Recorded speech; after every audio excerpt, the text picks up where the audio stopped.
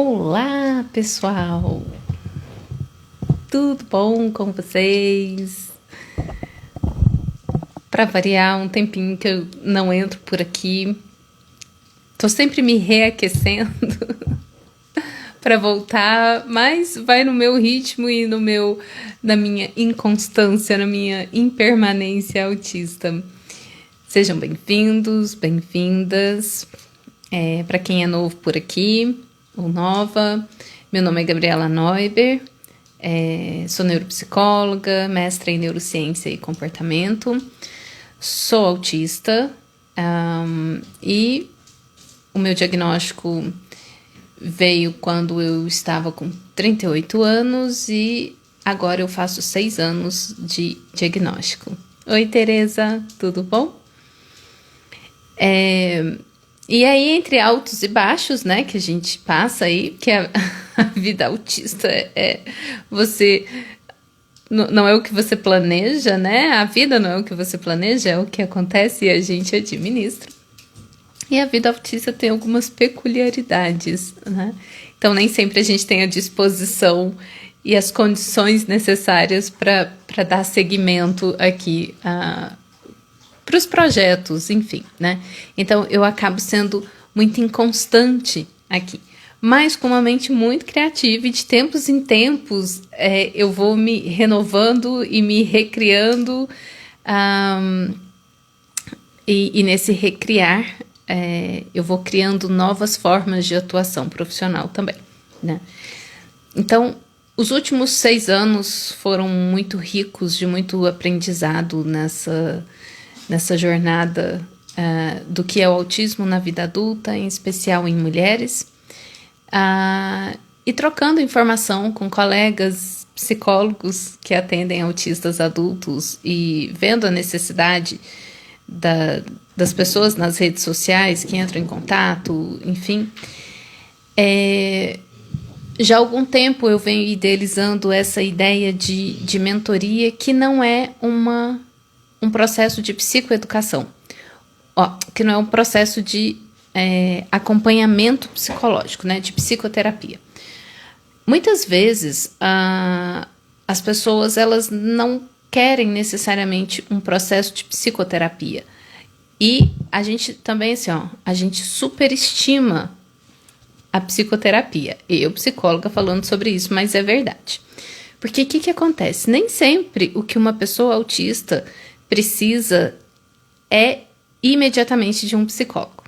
Às vezes ele vai precisar de um fono, às vezes ele vai precisar de um terapeuta ocupacional, às vezes de um fisioterapeuta, de um psicomotricista, e são coisas que um psicólogo não vai poder fazer pelo paciente. Então, os psicólogos também têm que ter noção até onde vai o nosso limite de atuação, até onde a gente pode contribuir com o paciente, porque muitas vezes uma coisa que pode trazer muita contribuição para um paciente autista na vida adulta é ele fazer um acompanhamento com um terapeuta ocupacional. E dos últimos 6 anos, eu posso dizer também, ainda está engatinhando, mas a terapia ocupacional também tem se despertado para o acompanhamento de adultos, né? Há 6 anos atrás nem se falava em avaliação do perfil sensorial ou intervenções, por exemplo, integração sensorial para pessoas autistas. Então, a gente precisa ter uma clareza maior de que uma pessoa autista, quando ela recebe um diagnóstico, ela não precisa necessariamente de um psicólogo, tá? A atuação do psicólogo vai ter uma limitação, vai ter a sua utilidade, vai ter o seu objetivo, só que muitas vezes é tudo muito novo, todo esse construir que vem acontecendo sobre a perspectiva de atuação com autistas adultos, né? Em especial nível 1 de suporte e nível 2 de suporte. Por que eu menciono o nível 3? O nível 3, eu não vou falar que a gente está mais acostumado, mas assim, são demandas muito diferentes. E é importante a gente entender que existe uma demanda totalmente represada, totalmente ofuscada e não atendida, que é de autista nível 1 de suporte. Já é difícil encontrar profissionais que trabalhem com autistas nível 3 de suporte, adultos, né? Mas nesse momento, e é o público que, para quem eu falo, para quem eu trabalho, a gente precisa ampliar as perspectivas de serviço e aprimoramento para os autistas nível 1 de suporte, porque os diagnósticos vão aumentar, porque os autistas sempre estiveram aí, e cada vez mais as pessoas vão se identificar e vão receber o diagnóstico. E aí, o que fazer nessa hora? O que fazer? Porque os profissionais, eu vou falar da psicologia em si, a psicologia tem abordagens, diversas abordagens de atuação. Gestalt terapia, psicodrama, psicanálise, terapia cognitivo-comportamental, que mais? A abordagem centrada na pessoa, enfim, me fugiu agora tantas outras. A transpessoal, a hipnose ericksoniana, enfim, muitas, né? Oi, Leandro, tudo bom? Seja bem-vindo. Um cabelo desconstruído e autisticamente autêntico. Depois do diagnóstico, a gente se permite algumas coisinhas, né? Como, por exemplo, deixar o cabelo ao natural e não precisar ir mais no salão ficar passando tinta e etc, né? Bom, então a psicologia ela tem diversas abordagens. Algumas abordagens vão ser mais indicadas ou não? Não necessariamente, gente, não necessariamente. Nós temos uma mídia hoje, nós temos um predomínio de algumas abordagens, por exemplo, a terapia cognitiva comportamental, que quando as pessoas saem dos médicos, psiquiatras e neurologistas, já saem com receituário médico que encaminho para TCC, encaminho para terapia cognitivo-comportamental. A terapia cognitivo-comportamental, ela é muita contribuição, ela tem ferramentas fantásticas, mas ela não necessariamente é o ideal e o indicado para aquela pessoa e para aquele paciente. E um médico, ele não tem alcance para saber o que são as abordagens e receitar que tipo de abordagem terapêutica que ele pode dar para o paciente. É a mesma coisa que eu mandar encaminhar um paciente para o psiquiatra, eu, psicóloga, mandar o paciente para o psiquiatra, e coloco no meu encaminhamento, encaminho o paciente para o psiquiatra para tomar medicamento tal. Não está na minha alçada fazer isso, não é da minha área. Da mesma forma, os médicos não podem interferir, apesar da ilusão deles de que sim, né? Não podem interferir na ferramenta que eu vou usar como terapeuta. Bom, então, algumas abordagens são mais indicadas por médicos, não porque elas são melhores para pessoas autistas, mas porque da fantasia deles, de que como se fala com frequência, né, que são as abordagens baseadas em evidências. Só que não. Então, ok. E aí nós, psicólogos, e eu falo, me coloco nesse lugar como profissional em desconstrução. Desde que meu diagnóstico veio, e eu comecei a rever os estereótipos e me informar e me orientar e estudar sobre a neurodiversidade. Então, nos últimos 6 anos, eu adquiri um vocabulário novo que eu não tinha, né? Não conhecia, até porque todo esse vocabulário novo do paradigma da neurodiversidade, ele está sendo construído, ele é muito novo, os conceitos estão sendo ainda revistos e pensados, como o de neurodiversidade e o de neurodivergência. E tudo muito rápido, né? E aí, pensar no paradigma da neurodiversidade, ele não é específico de uma abordagem ou de outra. Ele é específico de todo um contexto e todas as abordagens vão precisar conhecer e olhar para os novos conceitos que vão surgindo sobre a neurodiversidade e a neurodivergência. Hoje, quando eu pego os manuais de psicopatologia, de transtornos de personalidade, eu fico horrorizada com os termos estigmatizantes que a gente usa da psicopatologia. É assustador. E eu assusto em mim mesmo, porque era o que a gente tinha até então de referência. Nós fomos treinados, educados e formados nessa perspectiva que é o paradigma médico. Então é importante a gente se atualizar em relação ao paradigma da neurodiversidade, todas as abordagens.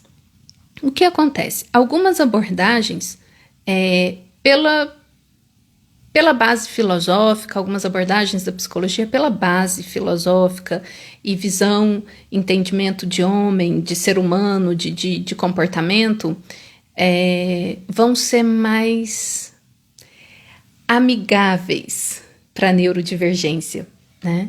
Para as pessoas autistas, em especial as abordagens de base fenomenológica e existencial.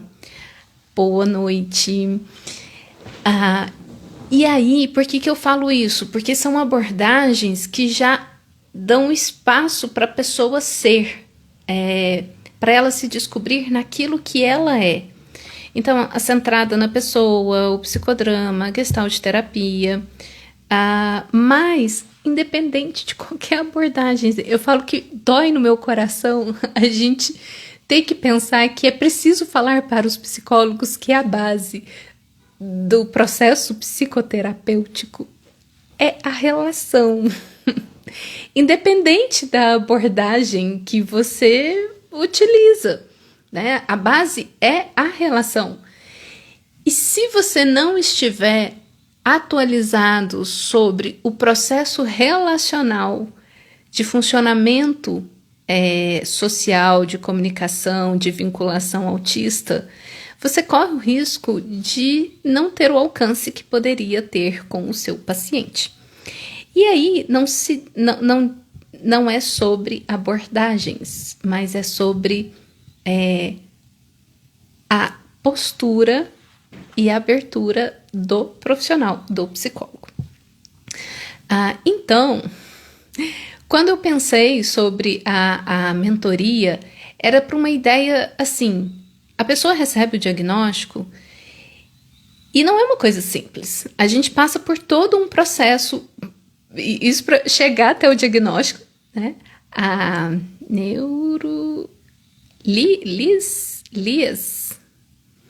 Lia. Ali ainda estou tentando descobrir. Hoje faz 1 mês do meu diagnóstico.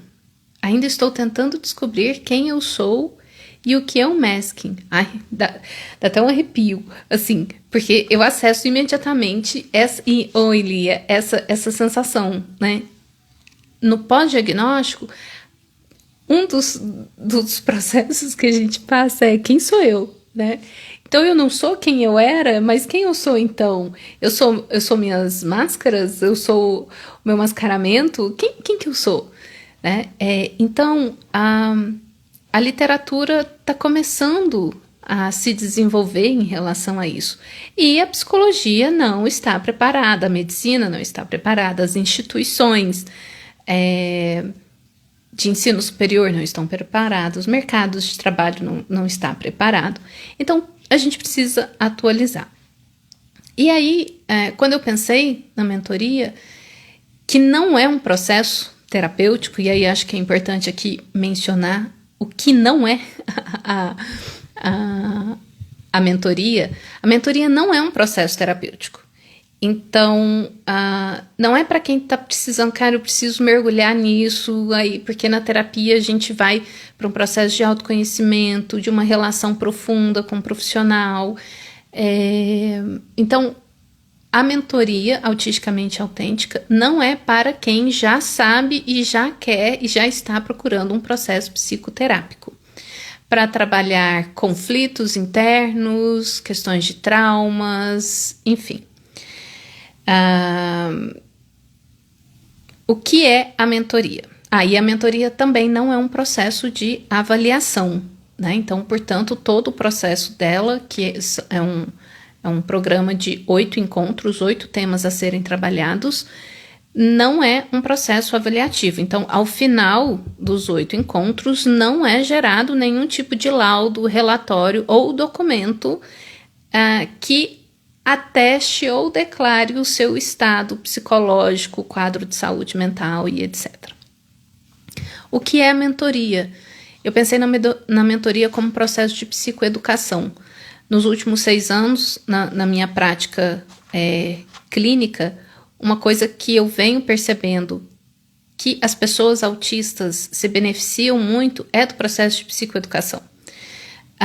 Mas nós não estamos falando de um processo de psicoeducação baseado no paradigma médico em que o terapeuta parte do princípio que ele sabe o que é correto para o paciente e eu vou fazer treinamentos de habilidades sociais do padrão neurotípico para que a pessoa seja aceita na sociedade, porque isso vai estar reforçando o mascaramento. Então, a mentoria não vai ser esse processo de psicoeducação, mas vai ser um processo de psicoeducação no sentido de trazer informações sobre neurodiversidade.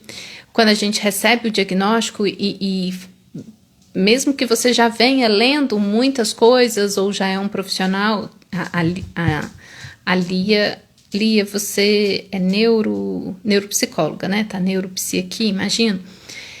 É muito diferente quando a gente trabalha com e o momento que a gente recebe o diagnóstico pra gente. Porque aí a gente vai passar por um processo, assim, de integração, de revisão, de retrospectiva da vida. Gente, olha que legal. A luz faz reflexo ali na parede e fica um homenzinho iluminado. Um homem de luz. Então eu fico acompanhada agora aqui por um homem de luz. Mas eu preciso tampar, porque senão eu fico me distraindo com ele. E aí, alguns artigos vão surgindo, pensado por pesquisadores autistas e consultando a comunidade autista adulta, para ver como é o processo diagnóstico. O receber o diagnóstico em si, qual o impacto que isso tem na nossa vida, qualidade de vida. Não é porque eu recebi um diagnóstico que isso vai resolver todos os problemas da minha vida.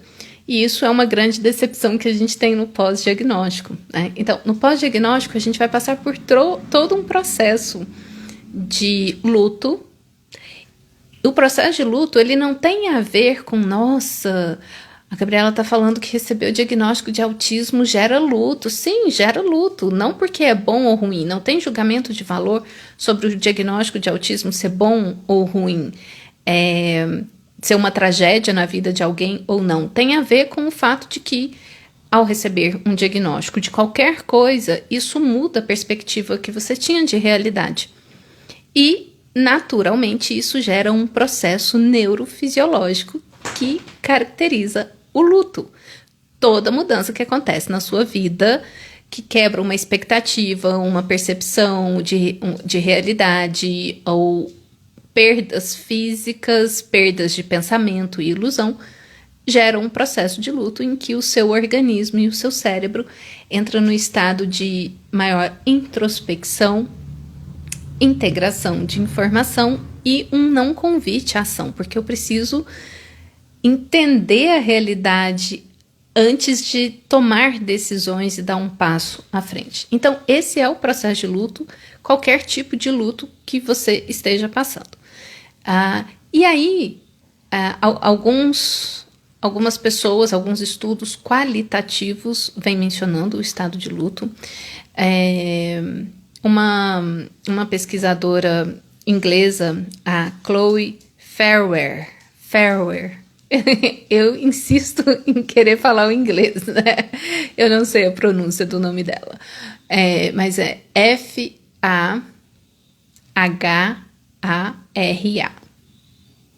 Farwer. Enfim, gente, aí fica a pessoa aqui com a ecolalia dela tentando, né? Porque tem um sonzinho legal. Pronto, passou. E aí, com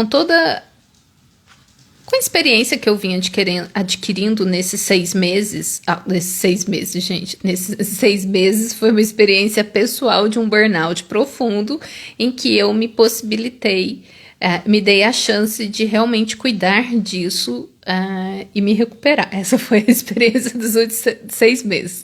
Mas com a experiência clínica dos últimos 6 anos, o que eu vinha percebendo é o quanto os pacientes, num primeiro momento, eles se beneficiam de um processo de psicoeducação em nomear os fenômenos autistas, nomear o corpo autista, nomear os processos sociais, nomear essas perspectivas divergentes, posturas diferentes, entender a comunidade autista, começar a se integrar e participar de grupos com outras pessoas autistas. Só que tudo é meio caótico, é como você buscando informações, é você buscando informações soltas aqui e ali, e acho que é importante mencionar aqui coisas que eu venho percebendo nas redes sociais e trocando informação com algumas pessoas, que todo processo de aprendizagem, a gente sai de um extremo para outro, né? Vou ajeitar aqui a juba. Então, a gente, no pós-diagnóstico, a gente tende a sair de um estado de muita vulnerabilidade, porque se descobre de uma forma e se sente desmascarado, inclusive para si mesmo e principalmente para a sociedade, e a gente quer trazer qualidade de vida e uma postura diferente e usufruir dessa possibilidade. Poxa, então quem sou eu de fato? E nesse processo de aprendizagem, como eu posso dizer, em contato com outras pessoas autistas, um movimento que hoje é muito forte é sobre o empoderamento autista. E aí é comum, num processo de aprendizagem, a gente vivenciar um movimento de pêndulo que vai de um extremo ao outro, né? Então, o que acontece? O que tem acontecido? Quando a gente fala de empoderamento autista não significa você agora sair brigando com todo mundo e se posicionando de forma agressiva. O fato de você ter recebido um diagnóstico de autismo não te dá um alvará de agressividade, e uma agressividade que não tem a ver com as crises autistas, tá? A gente esquece que pessoas autistas também, em função de todos os traumas vivenciados, elas vêm com um pacotinho, nós viemos, né? A gente desenvolve vários transtornos de personalidade e que não tem a ver com o funcionamento autista em si, e que eu também preciso trazer clareza sobre isso, senão eu vou para um lugar, para um outro polo, para um outro extremo, muito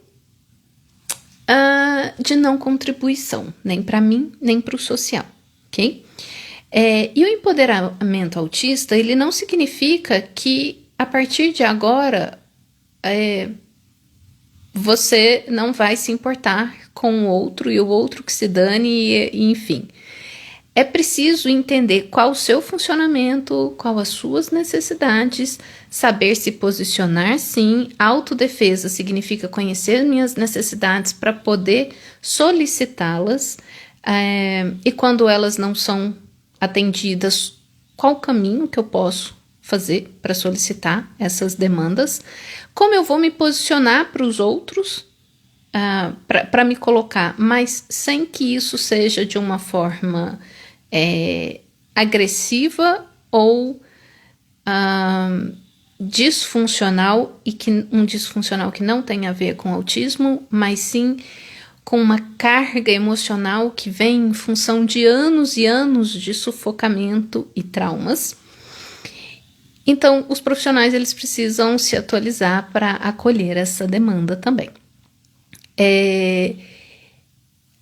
Então, empoderamento, ele tem a ver com você nomear os seus fenômenos autistas, entender o seu funcionamento cognitivo, seu estilo de funcionamento cognitivo autista, o estilo de comunicação autista, de socialização autista, para você poder comunicar para as pessoas como você funciona e elas começarem a aprender a lidar com você. Porque é o que eu sempre falo. Se você que era pessoa autista, não sabia que era autista e nem sabe ainda quais são suas reais necessidades, nem sabe nomear e pedir elas, ou pedir por elas, não é porque eu recebi o diagnóstico agora que todo mundo tem que saber lidar comigo como uma pessoa autista, porque a pessoa também não sabe tanto quanto eu. E da mesma forma que tem um impacto do diagnóstico para mim, que sou a pessoa autista, que nasceu autista, não sabia e está tendo que aprender um monte de coisa sobre o meu próprio corpo e me desconstruir como pessoa, como profissional. O que pensar do outro que não me vive de dentro e que agora eu informei, olha, eu sou autista. O que essa informação diz para o outro sobre mim? E aí, mas a gente já está num lugar que aí vem consequência de traumas, de tanta invalidação uma vida inteira, que a gente começa, se não tiver uma condução adequada, a gente corre o risco de fazer isso de forma muito agressiva e desnecessária com o outro e com a gente, tá? Então aí eu pensei em temas, né, para uma construção em que recebi o diagnóstico agora, tem muita informação de todos os tipos, aí a pessoa começa a participar de grupo de redes sociais. Os grupos de redes sociais podem ser extremamente tóxicos, porque precisa de uma mediação, porque onde tiver ser humano vai ter complexidade, vai ter divergências, e se tratando de um grupo autista, eu preciso pensar que existe um funcionamento cognitivo ali que predispõe a posturas mais rígidas, duras, inflexíveis, e existe um estilo de comunicação que também predispõe a conflitos se você não tiver uma boa mediação.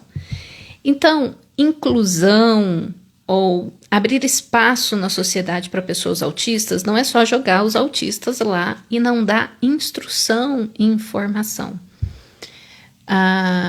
Empoderamento vem de autoconhecimento, vem de compreensão. Compreensão traz autoaceitação. Autoaceitação traz autoestima e autoconfiança fortalecidas. E a partir daí eu consigo me posicionar de uma forma, digamos, mais elegante ou funcional para a sociedade, né? A minha cadeira está baixando. Ela tá...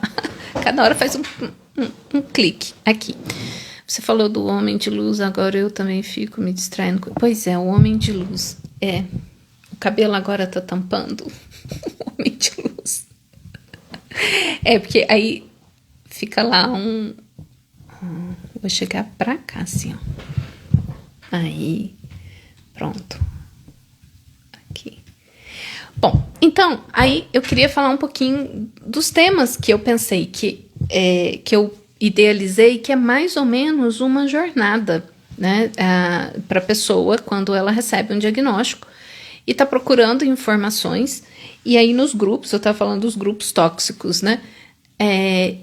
E aí, muitas vezes, o autista, com o estilo de cognição autista, vai pegar informações e vai introjetar aquilo como regra, como norma, e muitas vezes pode não ser contribuição para eles. Vou dar um exemplo. Então, uma coisa que recentemente eu fiz uma live como convidada sobre mascaramento, e aí foi comentado, né, que algumas pessoas em grupos, participando de grupos, tá lá, você não pode mascarar, mascaramento não é bom, você não pode mascarar. Não é bem assim. Ou então eu vi não sei se era bem um curso, o que era, que uma pessoa autista estava divulgando também, e que acho que era um curso. E aí um dos tópicos era como controlar o mascaramento. Usou a palavra controle, já ficou pesado, não fica bem, porque não é controle, é compreensão.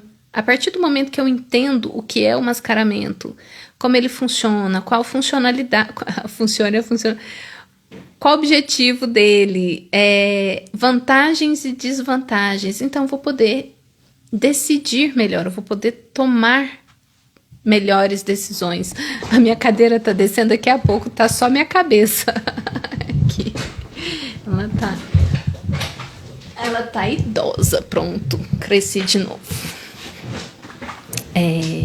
Tá. Então, é esse tipo de coisa que a gente vai vendo na comunidade autista, que também vai criando aquela coisa do nós e eles, né? Os neurotípicos e eu autista. Agora, isso também não é inclusão. Inclusão é incluir todo mundo. O neurotípico aprender sobre o funcionamento autista e o autista entender o funcionamento neurotípico e a gente encontrar formas de socialização, de contribuição, ok?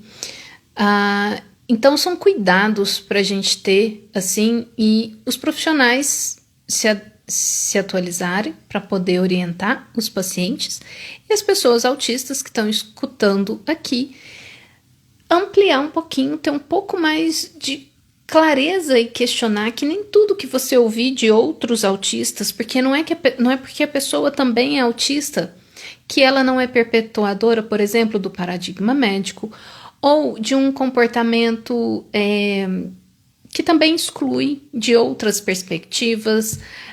Tem as intersecções de diversas categorias aí entre, então, mulheres autistas brancas, mulheres autistas pretas, autistas transgênero, autistas, enfim, de classes sociais diferentes. Então, tem muitas interseccionalidades que precisa ser vista. Então, a comunidade autista, ela é muito heterogênea.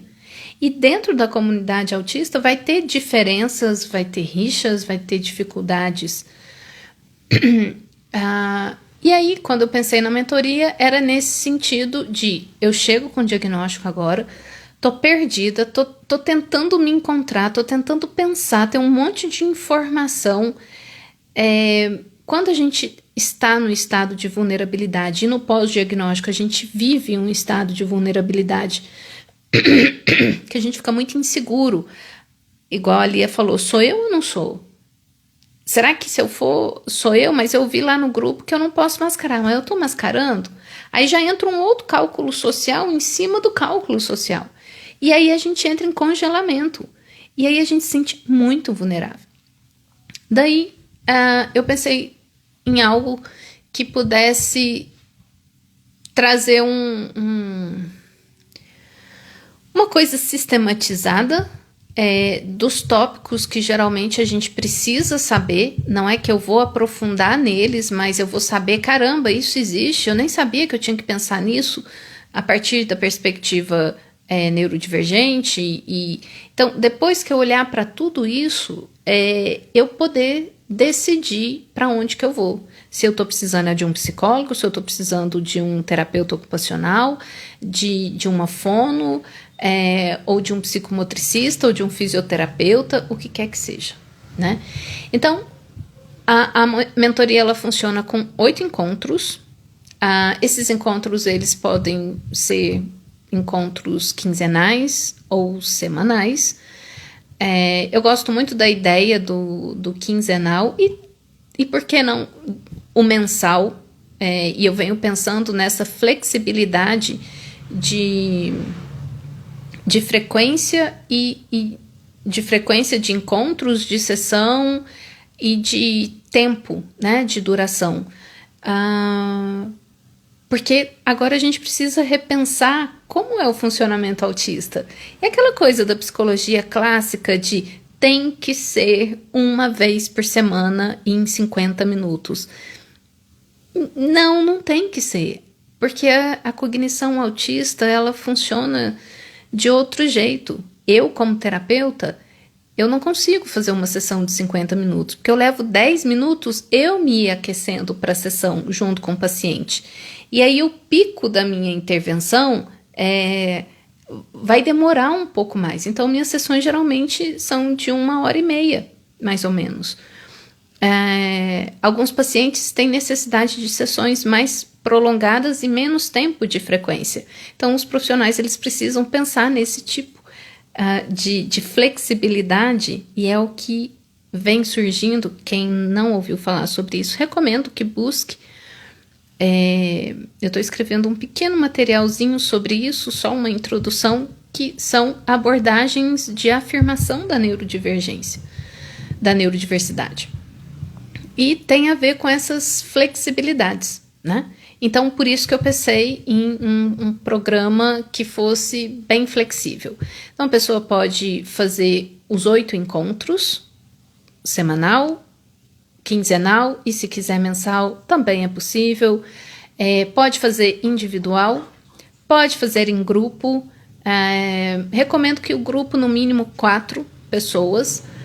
O grupo é interessante porque fica um valor mais acessível. E o grupo não significa que vocês têm que interagir, porque é um processo de psicoeducação, não é terapia de grupo, né? Então, psicoeducação significa que vai ter uma parte que eu vou levar informação, vou contar, existe isso, pesquisas que ensinam isso, e ferramentas em que a gente possa sistematizar como eu percebo aquilo em mim. E aí algumas pessoas vão usufruir de um tempo maior. Eu prefiro de 15 em 15 dias para eu ir observando esse tema que a gente trabalhou, ou mensal, enfim. Mas tem aqueles que vão ter necessidade de absorver informação mais rápido e vão usufruir melhor do semanal, tá? Pode ser também encontro avulso. Olha, Gabriela, eu não quero todos, eu quero ver só esse tema aqui. Eu tô com muita dúvida sobre o meu perfil sensorial e eu não encontro informação. Eu queria contratar só esse tópico, então vamos trabalhar só esse tópico. E aí, o tópico avulso, ele tem uma duração maior, aí de 1h30, né? Enfim. Mas eu não quero todos eu não quero fazer os 8 temas, eu quero, posso fazer um pacotinho de menos temas? Sim, no mínimo 4, você escolhe os principais que você quer e a gente trabalha só aqueles temas, né? Então, quais são os temas que eu pensei aqui?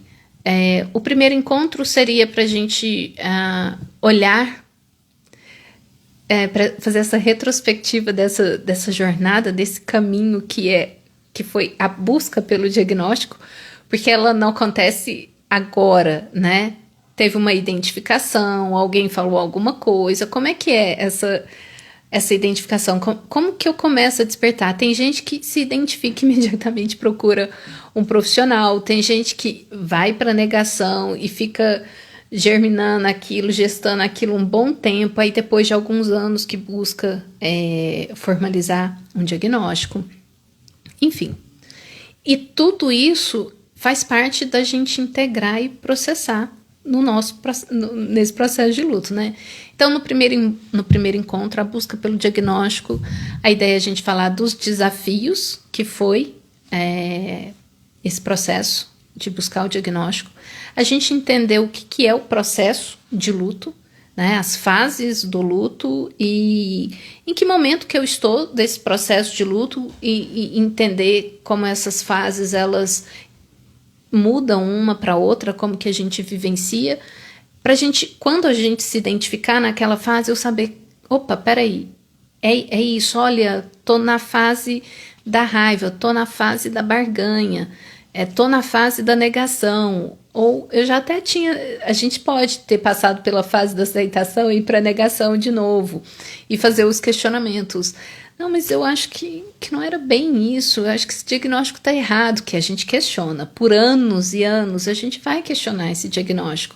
Não, as pessoas se enganaram, os profissionais se enganaram, né? E os dilemas que a gente vivencia no pós-diagnóstico, são dilemas de ordem prática, que vão afetar no dia a dia no sentido... eu aviso, eu abro o meu diagnóstico ou não no meu lugar de trabalho, no meu local de trabalho, para os colegas na faculdade, para os professores, na família, eu falo ou não falo. Aí a gente tem a necessidade de falar, mas ao mesmo tempo a gente tem um receio por causa do preconceito, ele é real. Então esse é um dilema. Dilema é um problema que não tem solução. Eu preciso falar, não, mas se eu falar eu vou sofrer preconceito, não, então eu não vou falar, não, mas se eu não falar, eu não consigo solicitar as minhas adequações, as minhas acomodações, e você fica naquele dilema, e isso pode demorar 1, 2 anos, então o processo da mentoria, ele não é para trabalhar o dilema em si, mas é saber que existem muitos dilemas, para que em algum momento, quando eu estiver vivenciando ele, eu já tenho a informação e posso levar para os profissionais com quem eu estiver trabalhando, ou caramba, eu realmente acho que agora eu preciso de um psicólogo para eu aprofundar, me ajudar a sair dessa fase ou desse dilema que eu me encontro, né? Então, os dilemas, eu acho que são um dilema que, assim, clássico que a gente vive depois do diagnóstico, eu passo a me perceber mais autista. Aí eu fico, mas será que eu não estou copiando? Será que não é porque eu estou lendo demais e estou mimetizando? E aí a gente começa a duvidar e vai de novo para a síndrome do impostor.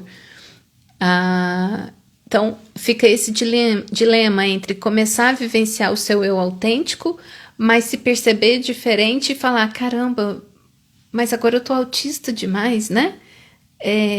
Então, será que eu tô enganando todo mundo, a mim mesmo? Isso é um dilema. Outro dilema que eu acho bem complexo e doído, quando a gente percebe, aí já depois de um tempo de diagnóstico, né?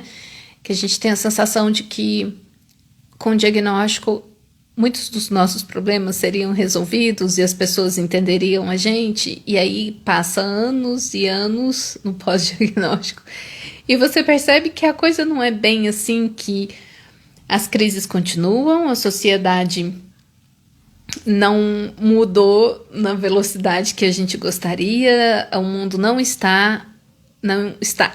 tem as acomodações necessárias. E parece que vem mais luta do que benefício. E aí tem uma hora que vem uma frustração e uma decepção muito grande, né, com o diagnóstico. Esse é um dilema também. Enfim, tem muitos dilemas.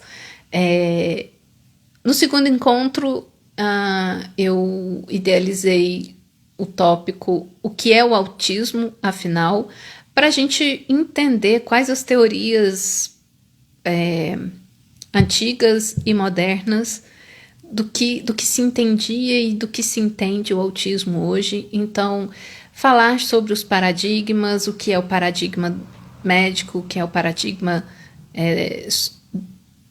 social da deficiência, o que é o paradigma da neurodiversidade, e a gente questionar sobre os Ds do autismo, que um pesquisador muito importante dos estudos do autismo, mas muito escrachado hoje, muito criticado pela comunidade autista, que é o Simon Baron-Cohen,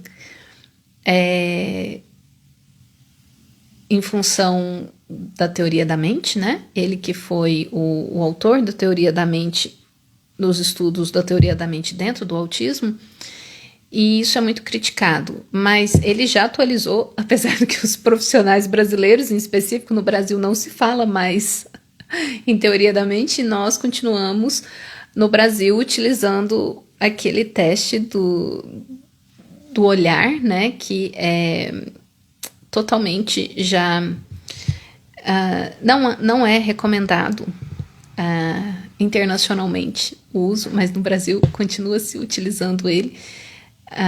E tem estudos recentes falando sobre as novas conceituações e entendimentos do que se entendia como teoria da mente e convidando os pesquisadores e clínicos a utilizar um termo com uma definição mais clara, que é mentalização. Apesar de que já era utilizado por alguns, enfim, aí já começa minha mente ir para esses lugares, calma. Mas aí eu queria falar dos Simon Baron-Cohen, né? E aí ele tem se atualizado, né, e seguido o paradigma da neurodiversidade e mudado, vamos dizer assim, o discurso dele para apaziguar a fúria da comunidade autista. Não sei exatamente qual é a intenção dele, se ele é do bem, se ele é do mal. Não é fazer julgamento de valor, mas ele faz questionamentos interessantes, ele traz contribuições interessantes. Tá? Então, isso é um cuidado que a gente tem que ter, senão a gente vai para um viés científico e conceitual muito ruim e que também é excludente. Isso, a gente não precisa disso, isso não é contribuição. E aí, mas o Baron-Cohen, ele deu uma aula em que ele começa a questionar, ou ele traz clareza sobre isso, né? Uma provocação sobre os 4 Ds do autismo. É diferença? É uma diferença? É uma deficiência? É uma doença ou é um distúrbio?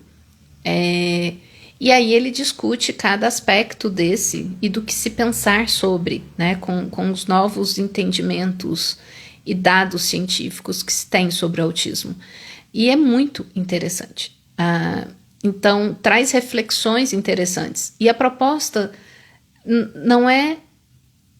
o cara tem que ser muito corajoso para bater o martelo e falar, autismo é isso. Porque não se tem uma clareza exata do que é o autismo. Muita coisa que a gente achava que não era autismo, hoje a gente entende como autismo.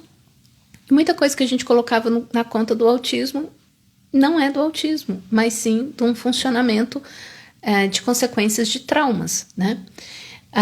Então esse seria o segundo encontro, da gente entender conceitos e quais são as teorias antigas e modernas sobre o autismo.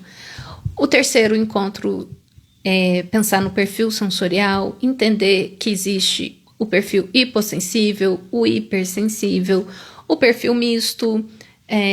Às vezes eu tenho uma hipersensibilidade só em alguns dos sentidos, não em todos, mas esses que eu não tenho hipersensibilidade, não é que eu sou hipossensível, eles são dentro de um padrão de funcionamento e que não me gera desconforto ou descompensações. Ele é. Ali ele não traz alterações no meu funcionamento.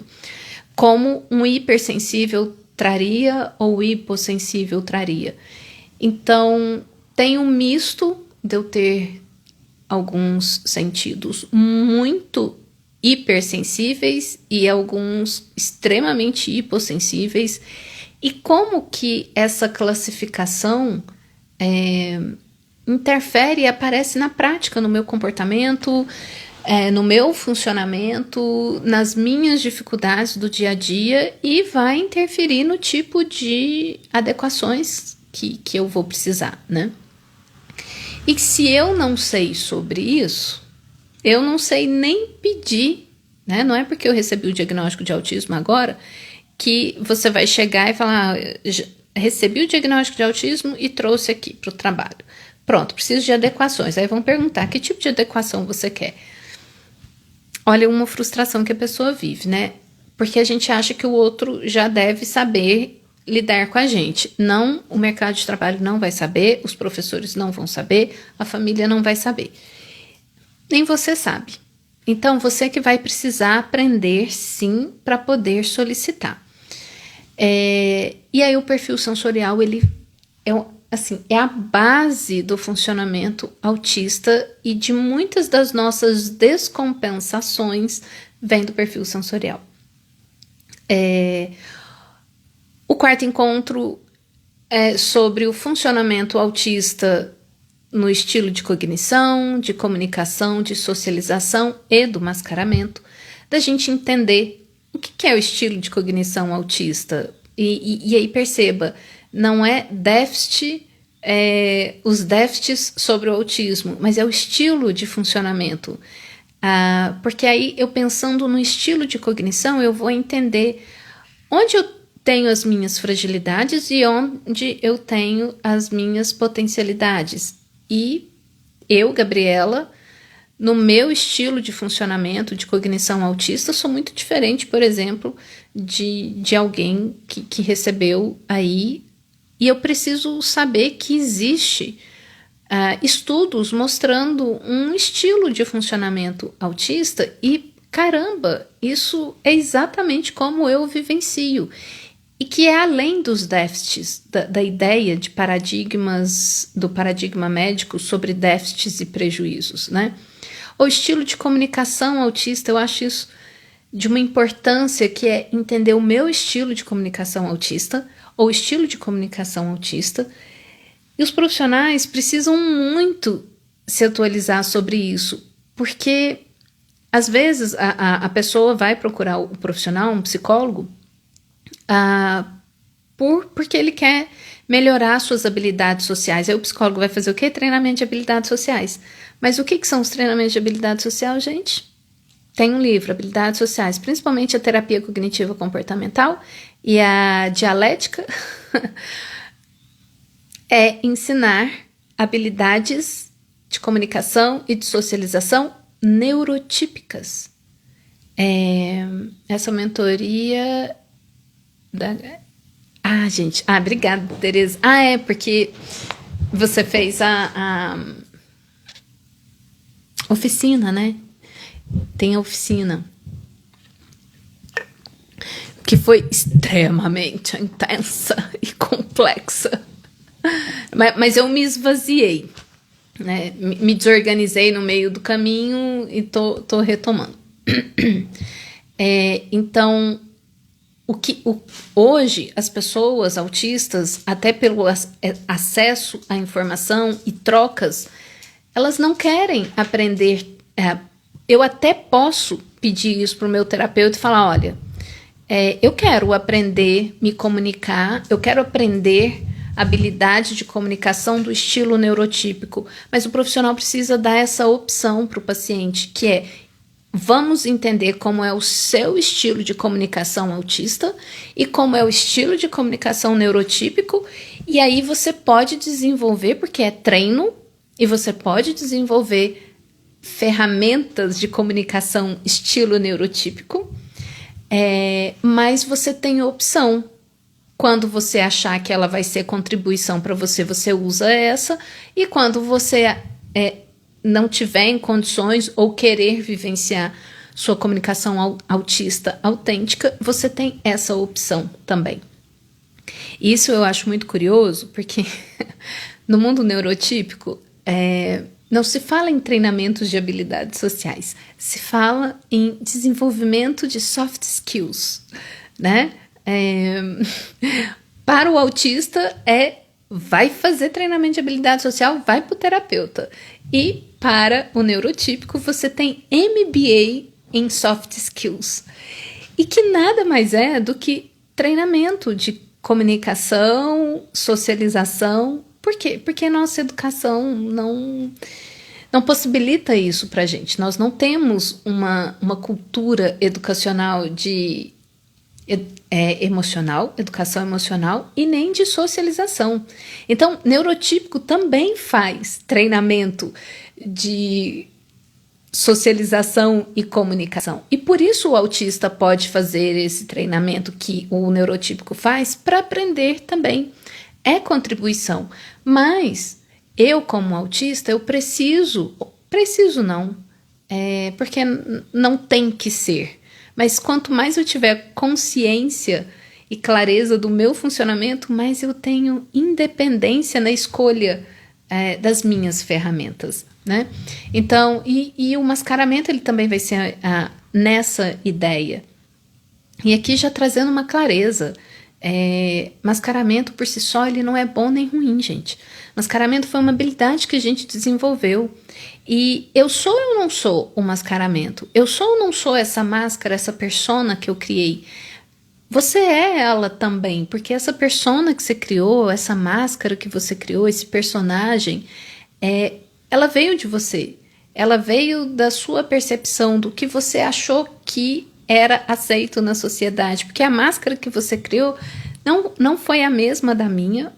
Deixa eu encaixar esse cacho aqui. Então, as estratégias que eu criei de mascaramento, elas falam sobre mim, sobre a minha história, sobre o que eu julguei adequado ou não, funcional ou não, certo ou errado. Fala dos meus julgamentos, da minha bagagem. E elas são ferramentas, elas são a minha caixinha de ferramentas. E que em muitos momentos, quando eu estiver em descompensação e que eu não tiver um repertório ainda desenvolvido, amadurecido na minha autenticidade autista, eu posso recorrer a uma ferramenta já desenvolvida, mesmo que ela não seja dentro da minha autenticidade e funcionamento autista, mas ela vai me trazer naquele momento uma sensação de proteção e segurança. E as pesquisas mostram isso. O mascaramento, ele por si só, ele não é bom ou ruim. Ele traz prejuízos ao longo da vida, principalmente porque a gente mascara sem saber que está mascarando, não tendo alternativa de quem sou eu, da minha autenticidade, e isso gera um cálculo social e um desgaste crônico no dia a dia. Mas existem situações que a gente sempre, a pessoa autista, sempre, para sempre na vida dela, ela vai fazer cálculos sociais, ponto.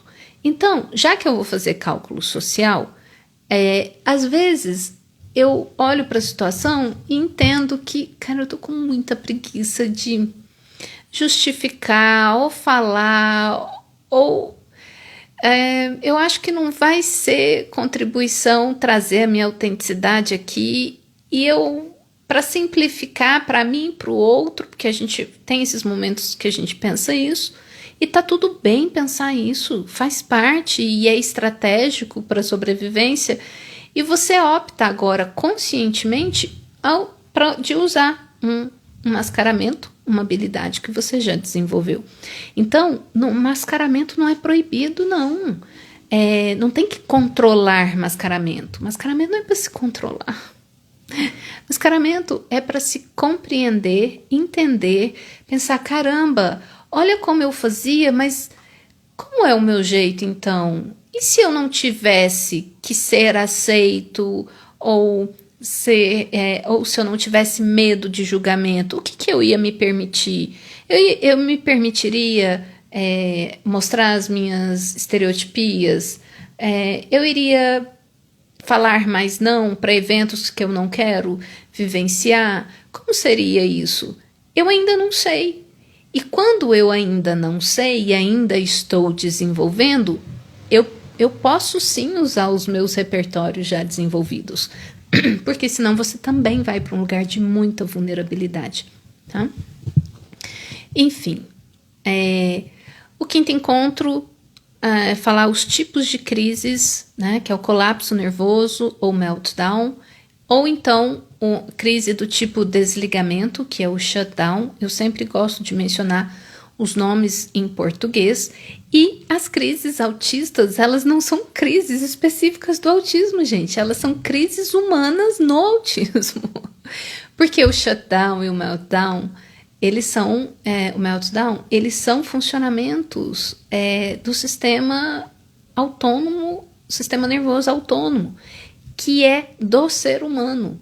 Acontece que a pessoa autista, ela vai estar mais suscetível a essas crises com situações do cotidiano, em que situações que não gerariam uma sobrecarga em pessoas neurotípicas podem gerar nas pessoas autistas por diversas razões, e o nosso sistema vivenciar aquilo como uma ameaça extrema e eu ir para um comportamento de luta e fuga, que seria do tipo meltdown, que é o colapso nervoso, ou ir para um comportamento de desligamento ou de congelamento, que aí a gente vai ter a dissociação, que também é um espectro, né? Nós temos níveis diversos de dissociação, também temos níveis diversos de desligamento, ok? Tem muitos termos em inglês que não faço nem ideia do que se trata. Sempre prefiro que fale comigo em português. Leandro, eu também sempre prefiro falar os termos em português, porque, afinal de contas, nós estamos no Brasil e por que eu vou falar que eu tive uma crise de meltdown se eu posso falar que eu tive uma crise nervosa e isso ser mais compreendido, né? Porque o que acontece?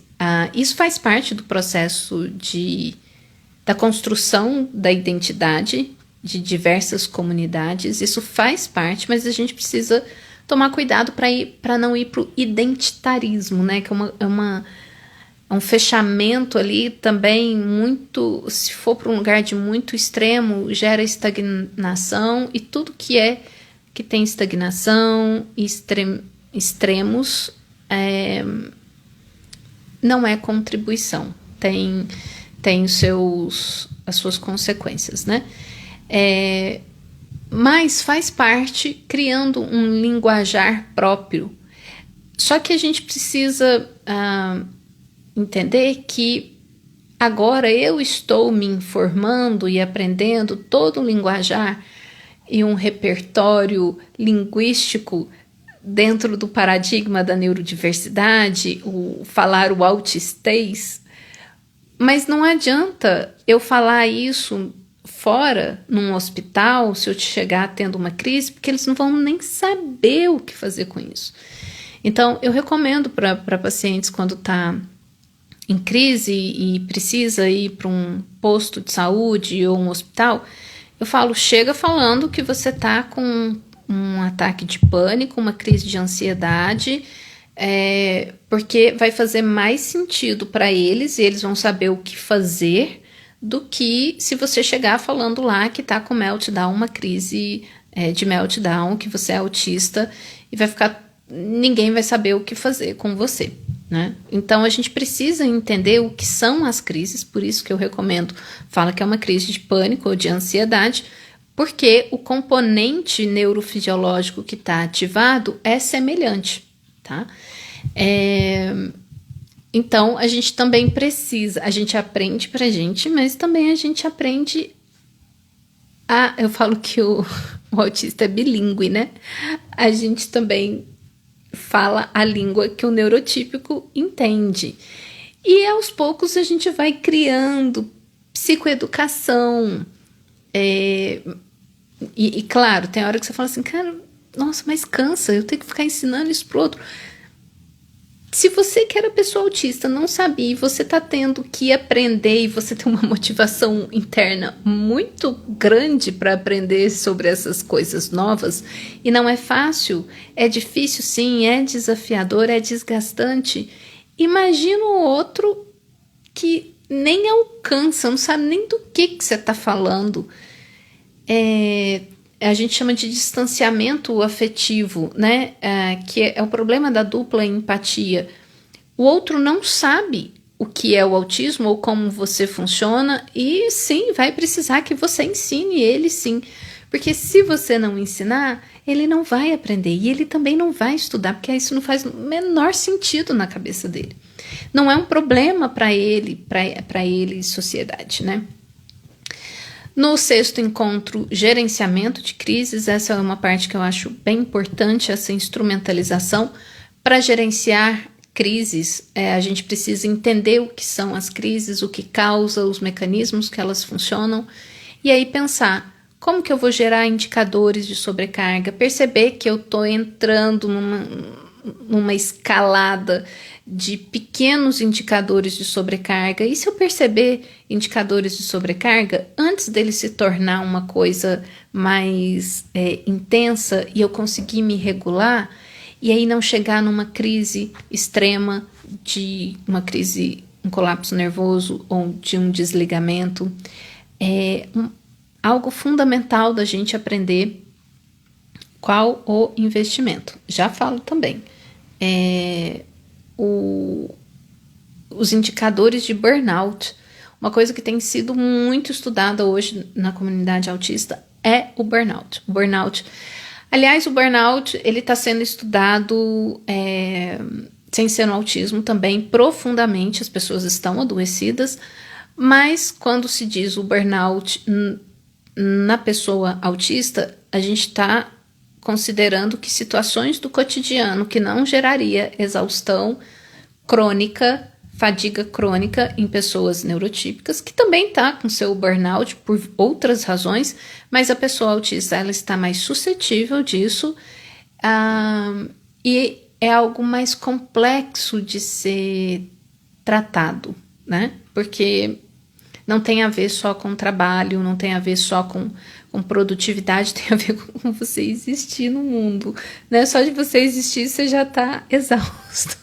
Então, um pouquinho mais complexo. Da gente pensar e aprender a fazer o orçamento energético, né? O quanto de energia, eu tenho essa energia para gastar ou não.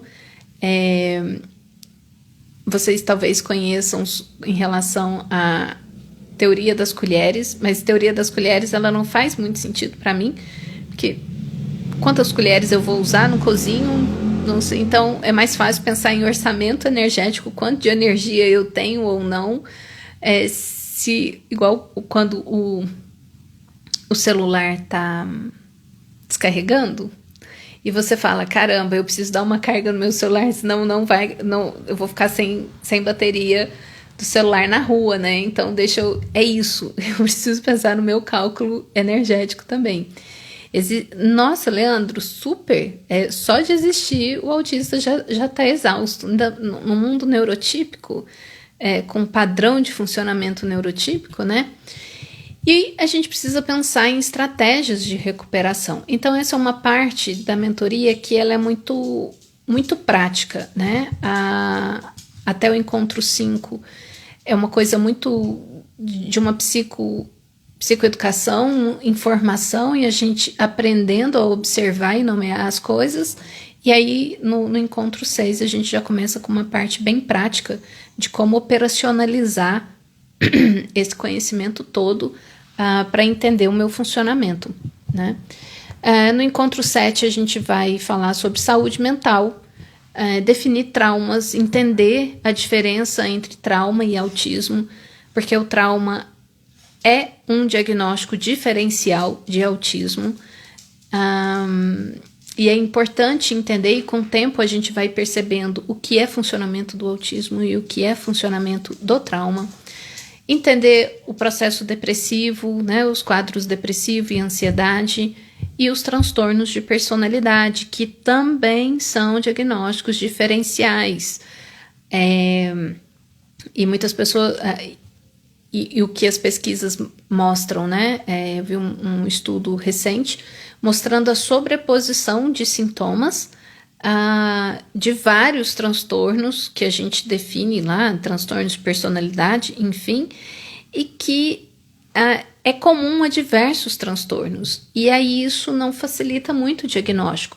E alguns se sobrepõem ao autismo. E aí a gente precisa entender. Porque muitas coisas das nossas dificuldades na vida adulta não vêm tanto do autismo, mas sim de consequências de traumas e de questões dos transtornos de personalidade. E não é excludente. Você pode ser autista e ter transtornos de personalidade, ok? Porque você não nasce com um transtorno de personalidade. Você pode até ter genética, predisposição para... mas não é isso que vai definir se você vai ter ou não o transtorno. Mas o autismo, você nasce com autismo, né? Então, o transtorno de personalidade, ele vai surgindo a partir das nossas vivências, da nossa história, dos traumas.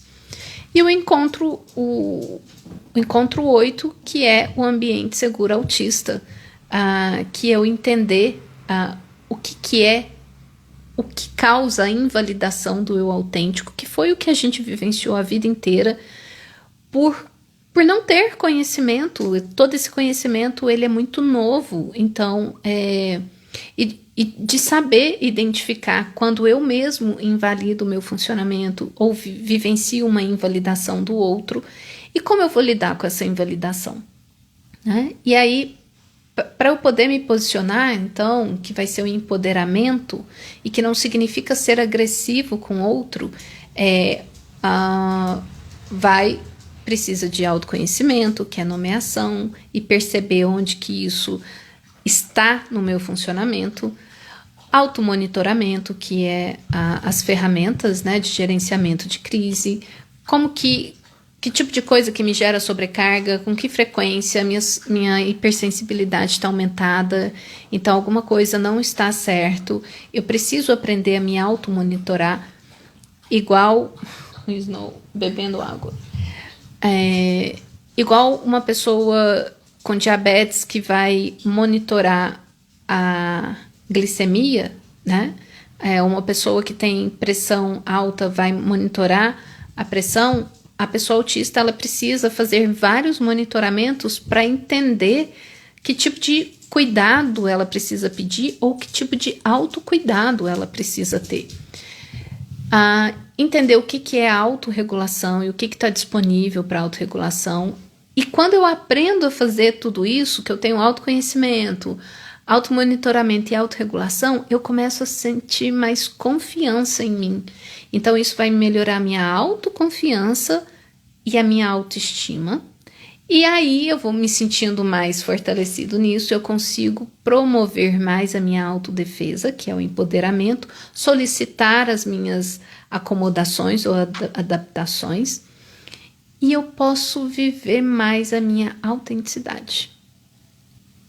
Então, é o resgate da autenticidade. Porque, sim, quem sou eu sem o mascaramento? Eu preciso descobrir isso.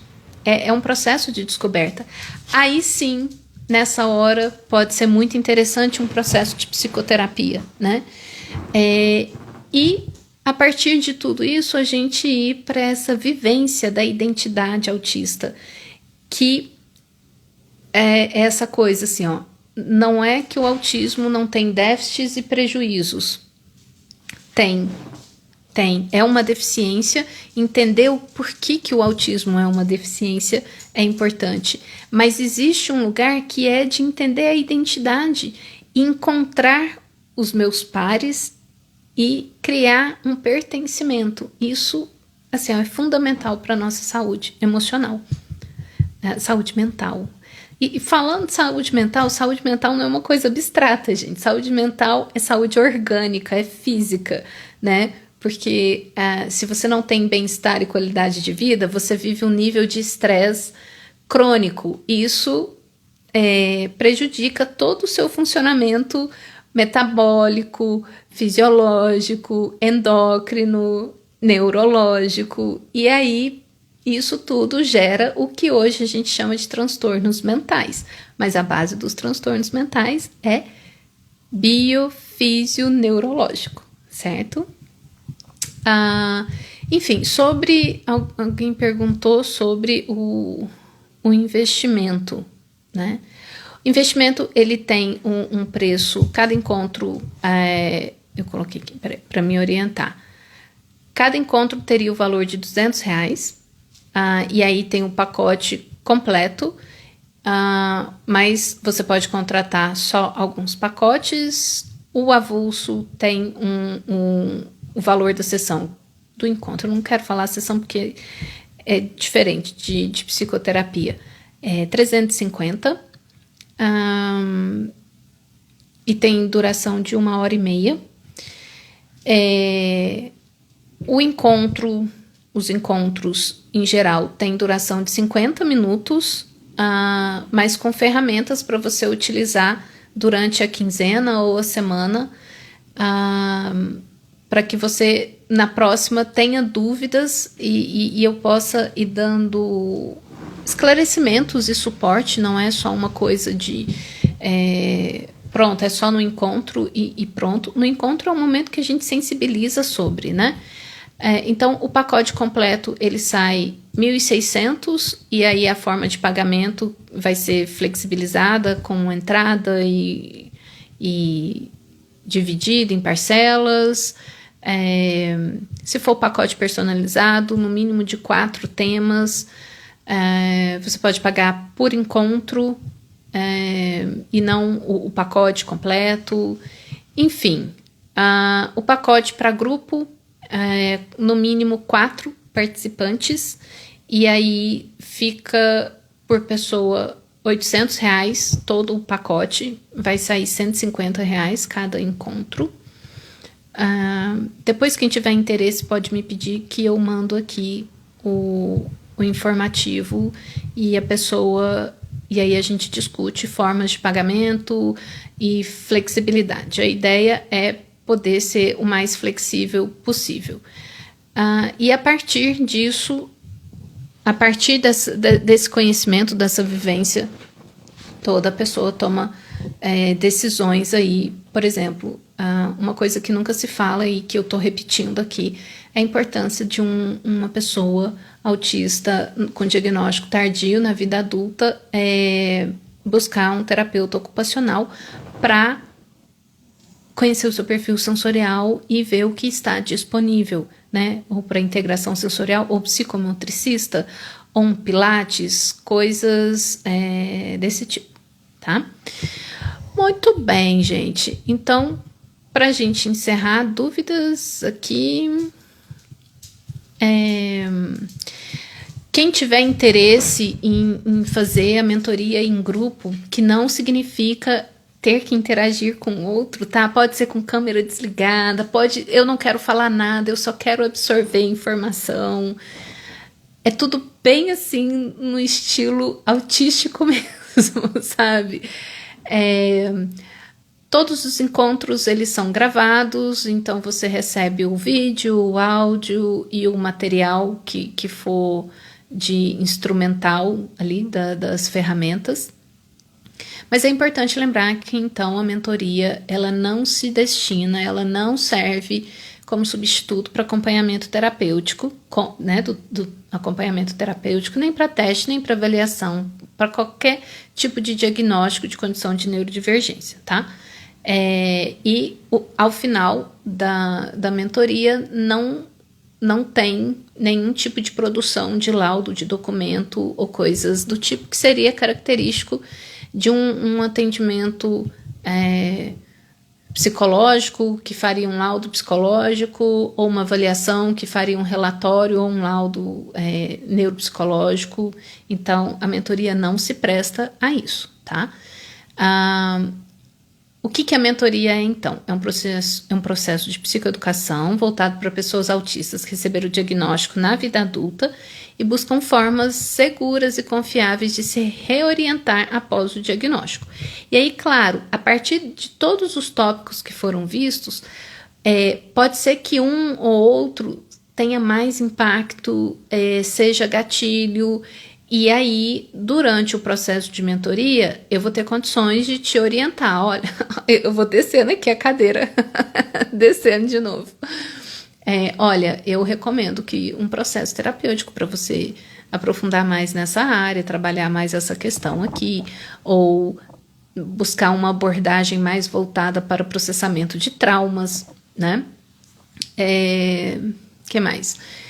E não desconsiderar nunca buscar um acompanhamento psicológico em função do que você aprendeu na terapia, porque tem coisas que são muito mais profundas, né? Aqui é um processo informativo e instrutivo, né? O processo terapêutico é de outro lugar, certo? Muito bem, gente. É isso, eu não sei, olha, já tem 1h30. Eu, quando entro no flow aqui de falar, né? É isso, mas sempre é muito, muito bom vir falar aqui e trocar informação com vocês. A oficina que eu fiz, Autisticamente Autêntica, ela está sendo editada.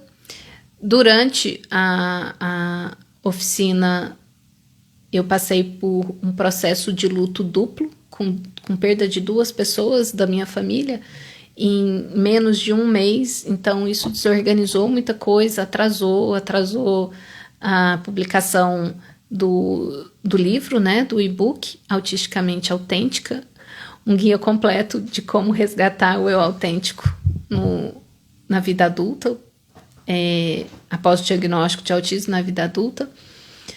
Sou suspeita para falar, mas assim, tá sensacional. Eu tô bem ansiosa para trazer ele a público, porque eu escrevi ele de uma forma muito intuitiva e pessoal, baseado na minha jornada e de pacientes mesmo, nesse processo que é essa jornada do pós, da busca do diagnóstico até o pós, e se descobrir no eu autêntico. Então, ele não é um livro acadêmico, ele não é um livro científico, ele é um livro muito pessoal, muito íntimo e com as minhas ideias, com a minha vivência clínica e pessoal e coisas que eu estudo mesmo. Então, é para ser um manual mesmo, assim. A mentoria é baseada em todo o conteúdo dele e falta pouco aí para eu poder concluir, mas agora que eu estou voltando para o eixo de novo e me reaquecendo para terminar a edição da oficina e deixar ela disponível para quem quiser adquirir e tal, porque aí a gente é todo o conteúdo da mentoria, né? Mas você vai assistir lá sem a troca, né? A mentoria é a oficina, só que com uma troca, um cuidado individual ou num grupo pequeno, né?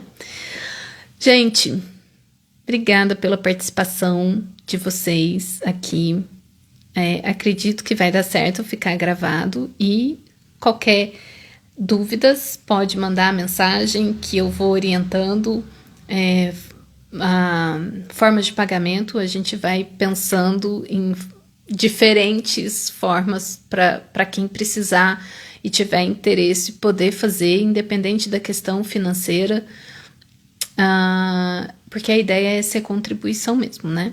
Mas eu não posso trabalhar de graça, porque eu preciso sobreviver também, né? Então, mas da minha vontade... Ó, o Bruce tá sonhando, gente, ó. Ouviu? Eita. A patinha tá sonhando. Muito bom. Gente, obrigada.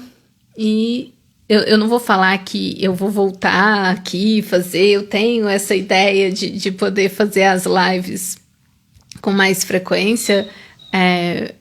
tem um projeto da comunidade Obá, convidar vocês para conhecerem, comunidade Obá, www.comunidadeobá.com.br, que é Comunidade Oposição Brasileira ao Adestramento Humano.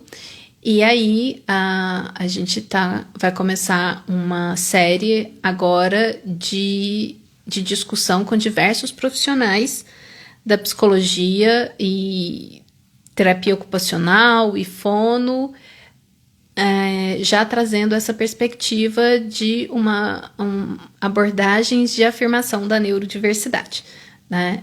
Então vai ser uma coisa muito rica e a ideia é que seja um encontro mensal, porque é denso, é profundo, mas fica lá disponível para os membros da comunidade, tá?